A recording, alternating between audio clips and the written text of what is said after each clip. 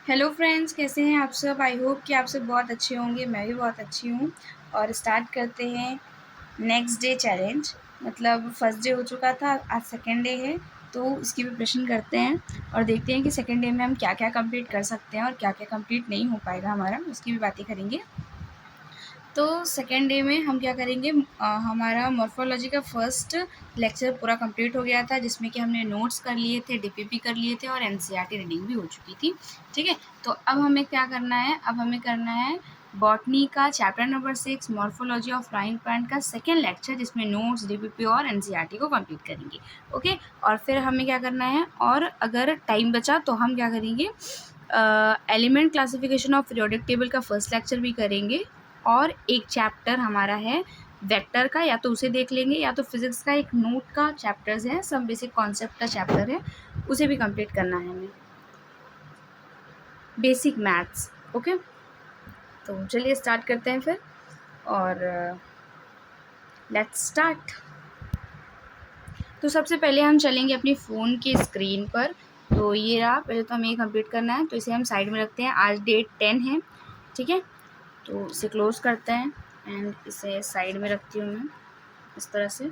तो आइए मैं ले चलती हूँ आपको अपने फ़ोन के स्क्रीन पर, और वहीं से हम अपना सारा काम करना स्टार्ट करेंगे। ओके,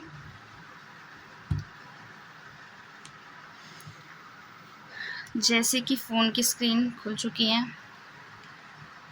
तो चलिए हम चलते हैं अपने पीडब्ल्यू के ऐप पर। पीडब्ल्यू के ऐप पर चलेंगे। पिछली बार वीडियो बहुत लंबी हो गई थी, तो इस बार मैंने सोचा है कि वीडियो ज़्यादा लंबी नहीं होगी और हम जल्दी जल्दी से अपना सारा कुछ कंप्लीट करेंगे। ठीक है, तो सबसे पहले चलते हैं हम अपने बैच के ऊपर। तो हम बैच पे आ गए हैं, फिर माई बैच पे क्लिक करेंगे। देन फास्ट जैसे ही माई बैच पे हमने क्लिक किया तो हमारे सारे पेड वाले बैच खुल जाएंगे। फिर हम ओपन करेंगे इस तरीके से कुछ। ओके, तो चलते हैं फिर। क्या पढ़ना है हमें, हमें पढ़ना है बॉटनी। बॉटनी के अंदर भी कौन सा, विपिन सर, और उनके भी कौन से chapter, morphology in flying plants पढ़ेंगे, जिसमें कि हमने काफ़ी सारा चैप्टर कर लिया है और मतलब रिवीजन बाकी है मेरा। बाकी मैंने वीडियोस 2 देख ली हैं। ठीक है, फिर यहाँ पे क्लिक करेंगे। यहाँ पे क्लिक करने के बाद आपको दिख रहा होगा क्लास नोट, डीपीपी और डीपीपी के सॉल्यूशंस। तो सबसे पहले हम क्लास नोट करेंगे, जिससे कि हमारा क्लास नोट भी हो जाएगा और एनसीईआरटी भी कंप्लीट हो जाएगी हमारी।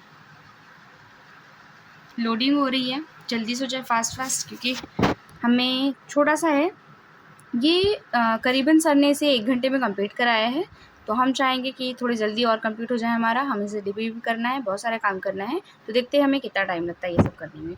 ओके, और हमारा मनी प्लांट भी अच्छी तरह से ग्रो कर रहा है फाइनली, तो ये देख सकते हो। ठीक है, सारी चीज़ें अच्छी तरह से हो रही हैं। खुल गया हमारा लेक्चर। चलिए, तो नोट्स को हम रिवाइज़ करते हैं। ये आपने पहले भी देखा होगा, ये वाला जो पॉइंट जो मैं आपको यहाँ दिखा रही हूँ, वो पॉइंट आपने पहले भी देखा हुआ है। ये वाला तो हमने पहले भी डिस्कस कर चुके हैं और हम पढ़ चुके हैं, तो इसको ज़रा ध्यान से देखिएगा। ये हमने पहले भी पढ़ चुके हैं और इसे हमने पहले भी डिस्कस किया हुआ है। ओके, इसे हमने पहले भी पढ़ा हुआ है और पहले भी डिस्कस किया हुआ है। तो हम क्या करेंगे, अब हम स्टेम से पढ़ना स्टार्ट करेंगे। ये पार्ट बहुत इंपॉर्टेंट था, इसलिए स्किप नहीं किया। आप अगर आपने नहीं पढ़ा है तो मेरी फर्स्ट वीडियो में जाइए और वहाँ से इसे एक बार देख लीजिएगा। ओके, तो स्टार्ट करते हैं। Part of the shoot system and shoot system क्या होता है। सबसे पहले हम स्टेम के बारे में पढ़ रहे हैं, क्योंकि ये पूरा जो लेक्चर नंबर 2 है वो स्टेम पे बेस्ड है, तो स्टेम के बारे में पढ़ेंगे, जहाँ की बताया जा रहा है कि जो part of a shoot system, किसकी बात कर रहे हैं हम, शूट सिस्टम की बात कर रहे हैं। तो ऐसे आपको शायद ज़्यादा सही दिखेगा, या part of the shoot system, part of the shoot system and upper ground portion. ये कहाँ रहता है, जो शूट, जो आपका शूट सिस्टम है, ठीक है, वो अपर ऑफ द ग्राउंड रहता है। ये बात हमने पहले पढ़ चुकी है। ये असेंडिंग पार्ट है, इसे मैं क्या बोल सकती हूँ, क्या मैं इसे असेंडिंग पार्ट भी बोल सकती हूँ, असेंडिंग पार्ट भी मैं इसे बोल सकती हूँ।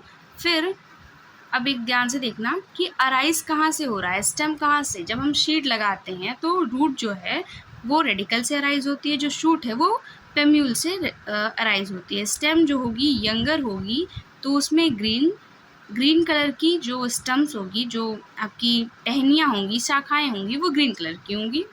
और तो और अगर वो और ज़्यादा यंग प्लांट होगा और ज़्यादा प्लांट बढ़ जाएगा, ग्रो अच्छी तरह से करेगा, तो उसकी जो स्टेम होंगी वो डार्क और वुडी हो जाएंगी। ओके, ठीक है। फिर नेक्स्ट क्या देखते हैं कि जो स्टेम होगा, स्टेम कहाँ से वियर कर रहा है, जो बियरिंग पार्ट है उसका वो ब्रांचेस बनाता है, ठीक है, ब्रांचेस बनाएगा। और देखते हैं क्या है, ब्रांचेस बनाएगा, लीव्स बनाएंगी। जब स्टेम अपने आप को, स्टेम से ही क्या क्या बियर हो रहा है पहले ये देखना है, स्टेम से क्या क्या निकलते हैं। स्टेम से हमारी ब्रांचेस निकलती हैं और लीव्स बनती हैं, फ्रूट्स बनती हैं एंड फ्लावर बनती हैं। लीव्स, फ्रूट्स एंड फ्लावर, यहाँ देख के पढ़ते हैं, ठीक है। यहाँ पे एक मिनट, हमारी क्या क्या निकल रही हैं, रूट्स निकल रही हैं, शीट्स निकल रही हैं और ब्रांचेस भी बनती हैं। रूट, शीड एंड ब्रांचेस, ठीक है। पहले उसके बारे में देखते हैं। हाँ, तो देखो पहले यहाँ पे क्या था, ब्रांचेस, स्टेम से क्या निकल रही है, branches, leave, fruit and flower, ठीक है। ये सब हमें ब्रांचेस में देखने को मिलती हैं। फिर stem also have node and internode. Stem के पास नोड और इंटरनोड होता है, जैसे कि हमने ये देखा कि दो नोड्स के बीच में क्या होता है, इंटरनोड होता है। फिर ये हो गया। फिर आप ये देखो नोड्स क्या होते हैं, नोड्स कहाँ से निकल रहे हैं, leave arise from nodes. Nodes से, नोड्स के जो बीच में जगह है, नोड्स, एक नोड, ठीक है, फिर दूसरा नोड, और उसके बीच में जो जगह है, space between two nodes are called internodes. और जहाँ से लीव अराइज होती है वहीं पे नोड भी प्रेजेंट होता है। फिर स्टेम हैज़ बर्ड। स्टेम के पास क्या देखने को मिल रहा है, स्टेम के पास हमें बर्ड्स देखने को मिल रही है, जो कि एपिकल बर्ड पे है और टर्मिनल है। तो हम टर्मिनल क्यों कहते हैं, मतलब जब सबसे ऊपर होगा तो उसे क्या कहेंगे, टर्मिनल कहेंगे। लेकिन वही एक्सिलरी बर्ड मतलब होता है कि देखो यहाँ से निकल रहा है, फिर यहाँ से निकल रहा है, यहाँ से निकल रहा है, मतलब ऐसे ऐसे करके जिगजैग रूप में निकल रहा है, तो उसे हम कहेंगे एक्सिलरी बर्ड। लेकिन टर्मिनल मतलब अगर सबसे ऊपर, जिसका कह सकता है कि जो बर्ड होगा, स्टेम हैज़ बर्ड्स, जो उसमें बर्ड्स होंगे वो कहाँ से निकल रहे होंगे, वो आपके एक्सिलरी से भी निकल सकते हैं और आपके एपिकल बर्ड से भी निकल सकते हैं। अगर आपके एक्सिलरी बर्ड से निकलते हैं तो फॉर प्रोटेक्शन, एज सपोर्ट करने के लिए, प्रोटेक्शन करने के लिए, plant make thorn and tendril which are usually made from axillary bud, जो कि एक्सिलरी बर्ड से निकल रहे हैं, जहाँ की प्लांट अपने आप को बचाने के लिए, कह सकते हैं सपोर्ट करने के लिए, प्लांट क्या बना लेता है, ट्रेंडल्स बना लेता है और उसी को थ्रॉन बना लेता है, मतलब कांटे बना लेता है और अपनी स्टेम को ही घुमा लेता है अपने आप को बचाने के लिए, ठीक है, ट्रेंडल्स। तो आपका ये वाला ख़त्म हुआ। नेक्स्ट चलते हैं। नेक्स्ट क्या है, फंक्शन ऑफ स्टेम। स्टेम की क्या फंक्शन हो सकती है, फंक्शन ऑफ स्टेम, स्टेम की क्या फंक्शन हो सकती है। तो पहले ये देखो कि जो शूट टिप है, शूट के टिप पर, मतलब सबसे ऊपर, ठीक है, make the plant growth and regulator and plant hormonal. मतलब जो शूट की जो टिप होती है, ये देखो जो शूट की टिप होती है वहीं पे क्या होता है, ग्रोथ भी होती है और ग्रोथ रेगुलेशन भी होता है और वहीं पे हार्मोन्स भी प्रेजेंट होते हैं, जहाँ पे प्लांट की क्या होती है, स्टार्ट होती है, ग्रोथ होना स्टार्ट हो जाती है। Stem bearing branch, leaf, fruit, flower, ये हम पढ़ चुके हैं, ठीक है। और ये ग्रो कैसे करती है, अपवर्ड ग्रो करती है, मतलब ऊपर की और ग्रो करती है, जैसे कि ये प्लांट देखो, ठीक है, ये प्लांट देखो। और एक चीज़ और कि जो ये प्लांट्स हैं वो ये हेल्प कैसे करते हैं, ट्रांसपोर्ट कैसे करते हैं, ट्रांसपोर्ट ऑफ H2O। यहाँ पे देखो नीचे सॉइल से ये मिनरल्स और वाटर ले रहे हैं और इसके थ्रू देखो पूरे प्लांट पे, पहले स्टेम में गया, फिर फ्लावर में गया, फिर लीव में गया, फिर स्टेम, फ्लावर, लीव, बर्ड्स, सब में जाके ये क्या करेगा, पूरे प्लांट को अच्छी तरह से ग्रो कराने में हेल्प करते हैं। ओके, तो आई थिंक आपको ये समझ में आया होगा। नेक्स्ट ये देखते हैं, ये क्या है, ये देखो node also help in the preparation. Note, ये ऑल्सो क्या होगा, हमारी हेल्प करेगा प्रिपरेशन में। इसे देखते हैं। Two tides and over the advancer condition plant can be show the preparation where is the vegetative part can also give rise to the new plant, जैसे रोज और एक्सिलरी। ये वाला देखो यहाँ पे क्या होता है, अगर आप पहले ये वाला समझ जाओगे तो आपको ये जल्दी समझ में आएगा। 1 मिनट, हाँ पहले ये समझते हैं, ठीक है। Storage of food and preparation, storage कैसी होती है, फूड को हम कैसे प्रिपेयर करते हैं, ठीक है, वो सारी बात इस स्लाइड में हम देखने वाले हैं। इस स्लाइड छोटी क्यों नहीं हो रही, चलो ऐसी ही है। तो ये वाला पहले ध्यान से देखो, ये वाला क्या है, यहाँ पे थोड़ा और बड़ा कर देती हूँ, हाँ अब आपको दिखाई दे रहा होगा। ये क्या है, अंडरग्राउंड स्टेम। स्टोरेज फूड का मतलब भी होता है कि ये जो ज़मीन के अंदर है और स्टोर भी कर रहे हैं, तो इसे हम कह सकते हैं अंडरग्राउंड स्टेम कह सकते हैं, ठीक है। ये क्या है, ज़मीन के अंदर, अंडरग्राउंड मतलब ज़मीन के अंदर, जिसमें कि ज़मीन का अंदाज़ आ जाएगा आपका और जंगल आ जाएगा। एग्जाम्पल बहुत सारे हैं, पटैटो है, टर्मिक है, ठीक है। फिर ये देखिए, ये क्या है, ये प्रिपरेशन कैसे करते हैं, अपने आप को अंदर स्टोर कैसे करते हैं और कैसे ये बढ़ते हैं। To tired over the interim and advance condition, ठीक है, the reproduction by the vegetative organ like axillary.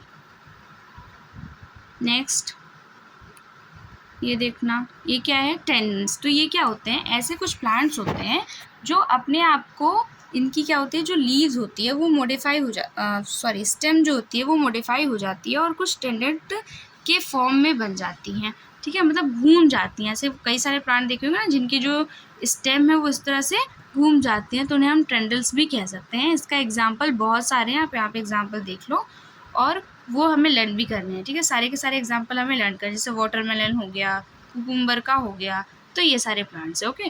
फिर थ्रॉन क्या होते हैं, ये जो स्टेम होते हैं ये अपने आप को कांटों में कन्वर्ट कर लेते हैं, तो इसके एग्जाम्पल भी बहुत सारे हैं, उसको भी देख लो।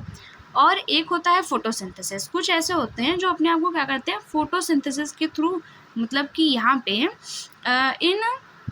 in raised region H2O the stem of the plant become photosynthesis। यहाँ तो लीव ही पहले फोटोसिंथेसिस करती हैं, लेकिन यहाँ पे स्टेम भी फोटोसिंथेसिस कर रही है। एग्जाम्पल ये दोनों, ठीक है, क्योंकि कैक्टस के प्लांट पे हमें नहीं लगता कि हम क्या नहीं होते, लीव्स नहीं होते, लेकिन जो स्टेम है वही क्या कर रहा होता है, फोटोसिंथेसिस कर रहा होता है। तो ये ख़त्म हो गया हमारा। फिर नेक्स्ट क्या है, ये रनर। रनर क्या होता है, तो रनर एक नरन एक पार्ट है रनर। फिर यहाँ पे आते हैं रनर, ये है जिसमें कि इसमें क्या होता है, the grasses it helps them it's the regrow and spread. यहाँ पे क्या होता है, जैसे कि ऊपर वाले अगर ग्रासेस ख़त्म हो जाते हैं तो नीचे वाले जो ग्रासेस होते हैं वो अपने आप को क्या कर लेते हैं, रीग्रो कर लेते हैं। उसके अंदर कैपेसिटी होती है अपने आप को रीग्रो करने की। फिर ये वाले प्लांट देखो, ये मिंट और जैस्मिन में होते हैं, जो कि क्या करते हैं कि एक स्टेम्प लगाया हुआ है, मेन प्लांट ये है, और फिर यहाँ दूसरा स्टेम्प, उसी से अराइज होकर फिर नीचे वो रूट भी निकल आती है और ऊपर न्यू प्लांट भी अराइज हो जाता है। फिर ऑफसेट का एक प्लांट है, जैसे see in the aquatic plants like the, aquatic plants में देखने को मिलता है अक्सर, जैसे कि यहाँ पे देखो ये प्लांट है, ये वाली प्लांट है ये, और यहाँ से ये रूट अराइज हो रही है, इसी रूट से यहाँ से एक दूसरा निकला, नीचे गया और फिर यहाँ से एक और प्लांट अराइज हो गया, ठीक है। तो ये वाला है ऑफसेट। शक्कर का यहाँ देख लेते हैं, शक्कर वाला भी देख लो जल्दी से। फिर शक्कर का जो क्या है, वो मेन प्लांट है, मतलब ये मेन प्लांट बढ़ दिया और ये ज़मीन के अंदर जाएगा, फिर ऊपर लेटरल निकलेगा और यहाँ से न्यू प्लांट अराइज कर लेगा, तो ये शक्कर है, ठीक है। इसके एग्जाम्पल आपको PCB से देख लेंगे, मतलब पाइनएप्पल एंड बनाना, ठीक है। तो हमारे ये कंप्लीट हो गया, नोट्स हमने कर लिए हैं। अब जल्दी से NCERT कंप्लीट करते हैं एंड इसे हमें बहुत जल्दी से कंप्लीट करना होगा। तो NCERT की देखो लाइन जो इंपॉर्टेंट है वो देख लेते हैं। सबसे पहले जो हमने पढ़ा वही सारी NCERT की लाइन्स में है और कुछ अलग सा नहीं है। तो देख लो क्या है, ब्रांचेज़ हैं और स्टेम से क्या क्या निकल रही हैं, branches, leave, flower and fruit निकलते हैं, ठीक है। इसे हम असेंडिंग पार्ट भी कहा जाता है। ये पिम्यूल से निकलता है, नोड और इंटरनोड प्रेजेंट होते हैं और ग्रीन होते हैं, ठीक है। अगर यंग रहा तो ग्रीन होगा और अगर जैसे बड़ा रहा तो डार्क ब्राउन भी कह सकते हैं इसके वुडी को, ठीक है। मेन फंक्शन इसका क्या है, मेन फंक्शन है इसका कि ब्रांचेस बनाएगा, फिर conduct water, minerals and photosynthetic भी हो सकता है अगर मॉडिफाई हो गया, मॉडिफिकेशन कर लिया। स्टोर फूड का काम करता है, सपोर्टिंग करता है और प्रोटेक्शन का काम भी करता है, वेजिटेटिव प्रोपोगेशन भी है। ठीक है, फिर यहाँ पे देखते हैं मॉडिफिकेशन ऑफ स्टेम। तो ये जब अपने आप को मॉडिफाई कर लेगा तो अंडर द ग्राउंड ये क्या हो सकता है, जैसे कि एग्जांपल हमने पढ़ा था पोटैटो और जिंजर और टर्मरिक का। ठीक है, ये स्टोर फूड का काम करता है। जब ट्रेंडल में बन जाता है, ट्रेंडल बन सकता है तो एक्सिलरी बड का भी काम करेगा। ठीक है, ये क्या करेगा, एक्सिलरी बड का भी काम करेगा। अब सही से दिख रहा होगा आपको। फिर अनफॉरेबल कंडीशन, जब ये ट्रेंडल में हो जाएगा तो ये क्या करेगा, इसके जो बर्ड्स होंगे, जो इसके स्टेम होंगे वो ट्रेंडल में कन्वर्ट हो जाते हैं। ठीक है, कुछ तो कांटे बना लेते हैं अपने सेफ्टी के लिए, अपने प्रोटेक्शन के लिए। ठीक है, ये एग्जांपल हमने एनसीईआरटी में देख लिया था। ये वाले, ये देखो कुछ कांटे बना रहे हैं, कुछ ये अपने आप को क्या कर रहे हैं, इसकी जो स्टेम है वहीं से जड़ निकल रही है, और कुछ तो अपने आप को सपोर्ट करने के लिए भी कन्वर्ट करते हैं। ठीक है, कुछ ऐसे प्लांट होते हैं जो पहले तो हमारे लीव्स हमने पढ़ा था कि लीव्स ही फोटोसिंथेसिस करते हैं, बट यहाँ पे कुछ ऐसे प्लांट होते हैं जो स्टेम होते हैं जो फोटोसिंथेसिस करने लगते हैं, ग्रीन कलर के हो जाते हैं, जैसे कि स्ट्रॉबेरी में होता है, और ठीक है, ग्रीन कलर के हो जाते हैं कैक्टस में, ना कि स्ट्रॉबेरी में, सॉरी। फिर green strawberry etcetera sprouted the new niche. हाँ, और कुछ ऐसे प्लांट होते हैं जैसे कि स्ट्रॉबेरी में होता है जो कि अपने न्यू निश को ही रिप्रेजेंट करते हैं, बढ़ाते हैं, निकालते हैं। ठीक है, चलिए ये कंप्लीट हुआ हमारा। अब हम क्या करेंगे, क्वेश्चंस तो हम अभी डीपीपी सॉल्व कर रहे होंगे तो उसमें हम देख लेंगे। तो फाइनली ये हमारा कंप्लीट हो गया है और जल्दी से हमें डीपीपी करनी है, तो स्टार्ट करते हैं डीपीपी को और डीपीपी भी फटाफट फिनिश करते हैं। ओके,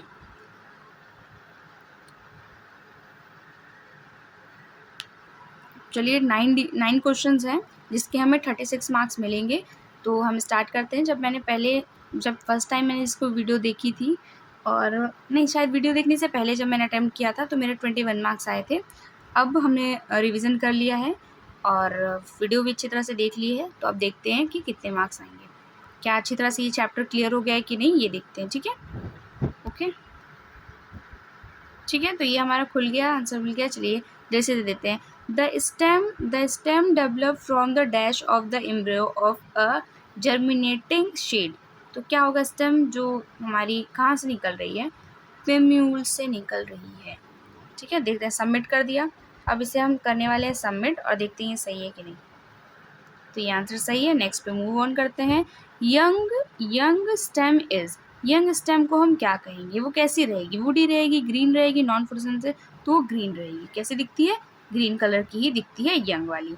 ठीक है, stems of the potato, ginger, turmeric and modify of the, क्या है, किसकी मॉडिफाई है, जो पोटैटो है वो स्वॉलन है, फूला हुआ है, तो उसके अंदर क्या स्टोर है, फूड स्टोर है, तो ये स्टोरेज फूड में काम आएगी। ठीक है, ये भी कंप्लीट हो गया। फिर नेक्स्ट क्या है, which of the following stem is green, fleshy and cylindrical. कौन सी होगी, ग्रीन होगी, जैसे हो गया, एंड जल्दी से बताइए कौन सी होगी। इसका आंसर जाएगा यूफोरबिया को। ठीक है, find out the old one with respect to कौन के रिस्पेक्ट में ओल्ड वन, क्योंकि हमने बहुत बार पढ़ा है लेकिन हमने कहीं भी अपने पूरे जो हमने नोट्स रिवाइज किए उसमें हमने कहीं भी नहीं पढ़ा किसके बारे में, गार्लिक के बारे में। तो आई थिंक ऑड वन यही हो जाएगा। ठीक है, thorn of citrus and bougainvillea is modify. ये क्या है, मॉडिफाई स्टेम है, क्योंकि हम पूरा टॉपिक स्टेम के बारे में ही पढ़ रहे थे। ओके, ये थ्रॉन जो है वो क्या कर लेता है, कैसे, वो डिफेंस करने के में काम आएगा। क्या करेगा, डिफेंस करेगा। तो सी का, तो मुझे लग रहा है सी का डिफेंस करेगा, तो इट्स मीन सेकेंड। तो सी का सेकेंड यहाँ 2 ही तो है, बाकी ये 2 फर्स्ट और डी वाला एलिमिनेट हो जाएगा, तो बचेगा बी और सी। ठीक है, तो और ये क्या है, रनर देखते हैं। तो रनर क्या है, सी का रनर का हो सकता है मेरे ख्याल से डिफेंस मैकेनिकल, ये तो फर्स्ट हमने दे दिया था, तो इसका आंसर सी होगा। ठीक है। फिर the stem modify of the, क्या है ये, कौन है कि ऑफसेट है कि रोजोफोरिया कि runner, crystal and each show the stem of modification. किसकी मॉडिफिकेशन है ये दोनों, किसकी मॉडिफिकेशन है ये दोनों? आई थिंक ये दोनों ऑफसेट की मॉडिफिकेशन है। देखते हैं सही होगा कि गलत। तो ये दोनों उसी के हैं, ठीक है। फिर लास्ट वाला क्या है कि underground stem of the some plant spread to the new niche. New niche हमने कहाँ देखा था, वो ग्रासेस और स्ट्रॉबेरी में देखा था। तो इसका आंसर सीधे सीधे स्ट्रॉबेरी एक ही में है। तो ये आंसर हो गया। तो हमने 9 के 9 क्वेश्चन किए हैं, सारे सही किए हैं और सिर्फ आई थिंक 13 हो, ठीक है। सबमिट करते हैं। सबमिट किया, ठीक है, यहाँ पे सबमिट करिए। ये देखिए, तो 36 आउट ऑफ 36 है। इसे जो हमें मिलना था उसे मिल गया। और यहाँ हम सोल्यूशन भी हम देख सकते हैं। ओके, तो ओके, फाइनली ये हो गया हमारा। तो एक टारगेट कंप्लीट हुआ। चलिए हम इसे एक टारगेट को लिखते हैं और देखते हैं कि एक टारगेट कैसे हमारा कंप्लीट हुआ। इसको फटाफट से नोट डाउन कर लेते हैं, जो जो टारगेट हो चुका है हमारा, ठीक है। तो मतलब हमने नोट्स कंप्लीट किए, डीपीपी कंप्लीट किया, एनसीईआरटी भी कंप्लीट कर लिया है, ठीक है। ये टारगेट कंप्लीट हो गया है। चलिए चलते हैं नेक्स्ट हमारे फिज़िक्स के।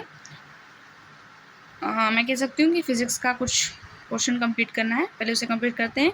तो पहले फ़िज़िक्स किया जाए कि पहले some basic concept of periodic table किया जाए? क्या किया जाए, क्या किया जाए? यही कर देते हैं, some basic concept of periodic table करते हैं। पहले फ़िज़िक्स करते हैं। चलिए फर्स्ट पहले फ़िज़िक्स, देन तो ये है फ़िज़िक्स का बेसिक मैथ का पहला फर्स्ट, आप कह लो कि फर्स्ट लेक्चर का है और इसे कंप्लीट करना है। मैंने कंप्लीट तो किया था बट अब रिवाइज़ नहीं किया, इसलिए काफ़ी ज़्यादा मैं इसमें भूल गई हूँ। तो चलो एक बार रिवाइज़ करते हैं और फिर देखते हैं कि क्या होगा। तो फर्स्ट क्या है कि फर्स्ट ये है कि what is the value of 50 by half. 50 का अगर हाफ कर देंगे तो क्या होगा, ठीक है। 50 का अगर हाफ कर देंगे तो क्या होगा। तो यहाँ पे देखिए क्या है, 50 का हाफ कैसे आया। तो इसका जो आंसर है ये आपको इस तरह से दिखेगा। देखो ये 50 है, ठीक है। अब इसका हाफ करना है, मतलब 1/2 करना है। तो क्या 50 बाई 1 और मल्टीप्लाई बाई 2 कर दें तो क्या इसका आंसर 100 आ जाएगा। क्या इसका आंसर 100 आ जाएगा, ठीक है। और बहुत लोग क्या कर रहे थे कि जो 50 का आधा कर दे रहे थे, तो कुछ लोगों का आंसर क्या आ रहा था, 25 आ रहा था ठीक है। तो ये वाला गलत था। तो ये आंसर है। फाइंड एक्स, एस की वैल्यू आपको फाइंड करनी है। तो कैसे एक्स की वैल्यू कैसे फाइंड करोगे। तो जैसे कि ये देखो इस तरह से ये क्वेश्चन है और इसमें 3 है, ठीक है। और ये 4/x है इक्वल टू 3 है। तो जब आप x को इधर ले आओगे तो 3/4 हो जाएगा। तो जो x का आंसर है वो 3/4 है। y 1/3 है, y 1/3 है, y तो यहाँ पे 4। अब इसमें हमें क्या देना है, देखो पहले y 1/3 कर देंगे, फिर इक्वल टू 4, फिर y इधर आ जाएगा, फिर 4/3, ठीक है। ये फॉर्मूला है ए, ठीक है। ये वाला आपको फॉर्मूला लगाना पड़ेगा, तब जाके आंसर ये वाला आएगा। विच इज़ द ग्रेटेस्ट ए, ठीक है। तो आज हम, लगता है मुझे कि फिज़िक्स में हम ये पेज ही पूरा कंप्लीट कर पाएंगे और इस एक पेज को कंप्लीट करने के बाद हमें केमिस्ट्री पे मूव ऑन करना पड़ेगा, क्योंकि टाइम बहुत कम है और हमें सारा रिवाइज़ करना है। ओके, तो एक बार ये आप देख लो। हाँ, कौन सी ज़्यादा बड़ी वैल्यू है, ए पाई 1/पाई की वैल्यू है कि 1/e की वैल्यू है। तो पाई की वैल्यू देखिए यहाँ लिखा हुआ है 2.171 और यहाँ पे ई की वैल्यू दी हुई है 2.71। पाई की वैल्यू आपको ये वाली दिख रही है, पाई की वैल्यू ये 3.1/4, ठीक है। अप्रॉक्स हम 10 मान लेते हैं लगभग, ठीक है। और तो हम इस तरह से निकालते हैं। तो सर ने बताया था कि जिसकी छोटी वैल्यू रहेगी, ठीक है, मतलब कि ये देख लो। तो इसका आंसर कैसे आया, थोड़ा सा इसे और अच्छी तरह से हमें देखना पड़ेगा, समझेंगे तो ये आंसर हमें समझ में आएगा। अगर हम छोटे नंबर से डिवाइड करते हैं तो हमें बड़ा नंबर मिलता है। नीचे अगर हम छोटे नंबर से डिवाइड करते हैं तो हमें बड़ा नंबर मिलता है, मतलब कि डिनोमिनेटर में, ठीक है। ये वाला लास्ट वाला देखो, तो ये वाला क्या है, what is the value of √50 plus √50। तो √50 प्लस √50 इक्वल टू, कॉमन ले लिया, 50 निकाल लिया, 1 फिर √50 मल्टीप्लाई बाई 2, फिर इसको आगे पीछे किया तो यहाँ 4 से मल्टीप्लाई किया 50 को, तो आंसर आया कितना, √200। तो आज का हमने ये ख़त्म किया फाइनली। तो चलो नेक्स्ट चलते हैं एंड ख़त्म करते हैं। हम अपना क्या पढ़ेंगे, क्लासिफिकेशन ऑफ पीरियोडिक टेबल करनी है, उसके काफ़ी सारी चीज़ें करनी है, ठीक है। चलिए फिर से ऐप को ओपन करते हैं, और ऐप को ओपन करने के बाद हमें पढ़ना पड़ेगा सारा का सारा। तो चलिए इस पे बैक जाते हैं, यहाँ से बैक जाना होता है। फिर बैक जाने के बाद, ठीक है, इसको और आगे करके इसको इस पर रख लेती हूँ मैं। अब सही से दिखाई दे रहा होगा। फिर थोड़ा और बैक जाएंगे, पता नहीं कितना बैक जाना होता है। फिर हम आ जाते हैं, तो हम अपनी करेंगे इनऑर्गेनिक केमिस्ट्री। ओम सर से करने वाले हैं हम अपनी इनऑर्गेनिक केमिस्ट्री को। तो इन्होंने अभी तक सिर्फ एक चैप्टर में हो चुके हैं काफ़ी सारे, और अभी काफ़ी हमें कंप्लीट करना है। तो सबसे पहले ये कंप्लीट हो चुका है, तो इसका हम क्या करेंगे, नोट्स करेंगे। डीपीपी आई थिंक इस पर नहीं है, सिर्फ नोट्स है। तो वो नोट्स हम अच्छी तरह से पढ़ लेंगे और अच्छी तरह से पढ़ के कंप्लीट करेंगे, ओके।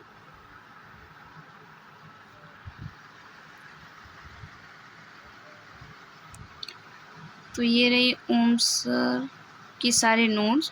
तो आज हम क्या कंप्लीट करने वाले हैं, class note, theory, NCERT line भी सर कराते हैं, पीवीआईक्यू, ये सब तो सब कराते ही हैं। ये देखो नोट्स यहाँ से स्टार्ट हो रहे हैं आई थिंक, ठीक है।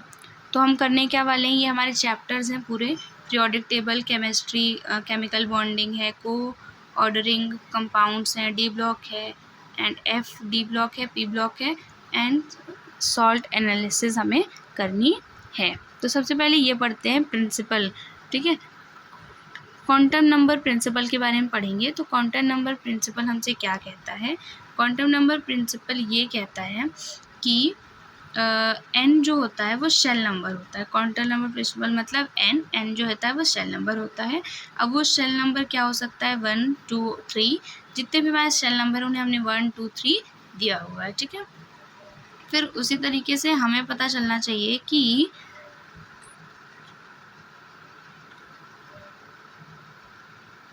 ठीक है, फिर एक एल होता है जो सब शेल से हम डिनोट करते हैं, एल को हम सब शेल से डिनोट करते हैं, और एक एम होता है जिसे हम ऑर्बिटल से डिनोट करते हैं। ये इसके फॉर्मूला देख लेना, ठीक है। अब ये मेन पढ़ते हैं कि यह क्या है, एटॉमिक शेल, सब सेल एंड सब सेल। चलिए तो इसके बारे में थोड़ा सा पढ़ेंगे, डिस्कस करेंगे। तो ये क्या है कि पहले तो एंथ जो एंथ सेल है उसको क्या कहते हैं, आउटर मोस्ट सेल कहते हैं, जो कि आउटर मोस्ट सेल है, जो कि क्या है, वैल्यूम, क्या लिखा हुआ है, वैलेंस सेल है। क्या है, वैलेंस सेल है, आउटर मोस्ट सेल है जो कि वैलेंस सेल है, और अल्टीमेट सेल भी कहा जाता है। ये फर्स्ट वाला सेल की बात हो रही है, मतलब कि क्या मैं कहूँ कि nth सेल है, ठीक है। चलो फिर ये nth सेल की बात हुई, अभी फर्स्ट सेकंड की बात नहीं हो रही। यहाँ पे फर्स्ट सेल वाली बात हो रही है, मतलब इस सेल की, ठीक है। तो यहाँ पे क्या हुआ, पेन अल्टीमेट सेल, यहाँ पे antipodal cell, antipodal ultimate cell, ठीक है, सेकेंड वाला है। तो ये डायग्राम देख लो, ये डायग्राम बहुत हेल्प करने वाला है हमारी। तो इस डायग्राम को देखना और समझना बहुत इम्पॉर्टेंट है हमारे लिए। तो ये है हमारा Z और ये सेल वो S है, P है, फिर P है, P एंड D। तो ये SS है, ये PPP, फिर DDD, फिर F, मतलब S सेल और इस तरीके से सारे सेल्स हैं। P है, D है, F है, ठीक है। तो ये सारे सेल्स हैं, फिर ध्यान से पढ़ने होंगे हमें। फिर ये क्या है, शेल नंबर है, शेल है और सब सेल है, नंबर ऑफ ऑर्बिटल्स हैं और मैक्सिमम एलिमेंट है। किसमें कितने एलिमेंट्स हैं उसके बारे में भी हम पढ़ेंगे। तो सबसे पहले ये देखो कि कितने किसमें एलिमेंट है। सबसे पहले हमारे पास हमने 4 सेल्स होते हैं, एक first cell, second cell, third cell and fourth cell, जिसमें कि सब सेल जो होता है वो S होता है, फिर सेकेंड में SP आ जाता है, थर्ड में SPD आ जाता है, फोर्थ में SPDF आ जाता है। तो फर्स्ट वाले में तो 1 होते हैं, सेकंड वाले में कितने होंगे, 4 होंगे, और थर्ड वाले में 9 होंगे, और फोर्थ वाले में 16 होंगे।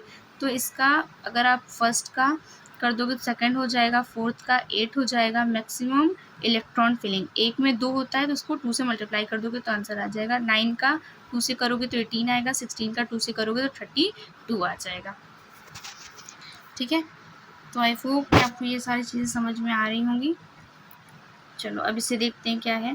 तो ये क्या है, ये हमारा है, ये क्या है,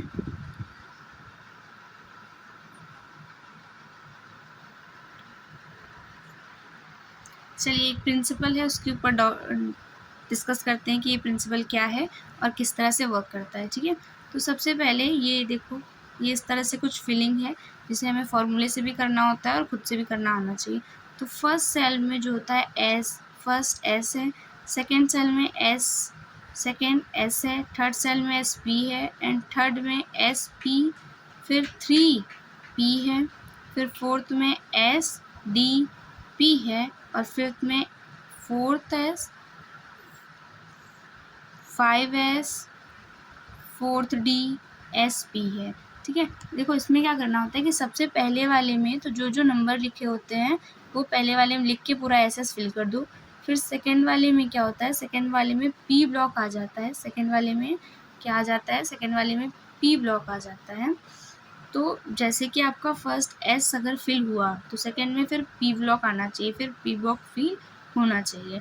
फिर थर्ड में जैसे कि जो नंबर पहले S पे आएगा वही लास्ट में P वाले पे भी आएगा, लेकिन जब आप D वाला सेल फिल कर रहे होगे तो इससे इस नंबर पीछे वाले नंबर से कम कर देना तो आपका आ जाएगा, ठीक है। ये थोड़ा डिस्कस करना पड़ेगा और वीडियो बहुत ज़्यादा लंबी ना हो जाए, इसलिए अभी इसको यहीं पे करते हैं। तो आज हमने प्रिंसिपल तक अपनी जो नोट्स को रिवाइज़ कर लिया है और कल हमें इसके बाद वाले नोट्स को रिवाइज़ करना है। तो thanks for watching my video. कैसा लगा आप सबको बताइएगा और लाइक शेयर सब्सक्राइब।